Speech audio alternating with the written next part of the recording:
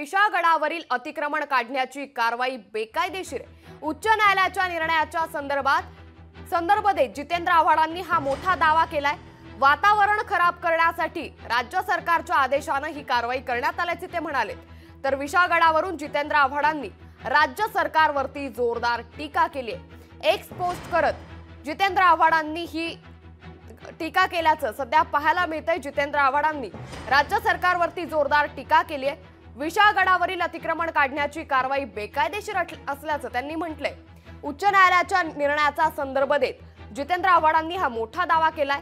वातावरण खराब करण्यासाठी राज्य सरकारच्या आदेशाने ही कारवाई करण्यात आली आहे। विशाळगडावरून जितेंद्र आव्हाडांनी राज्य सरकारवरती ही जोरदार टीका केली आहे।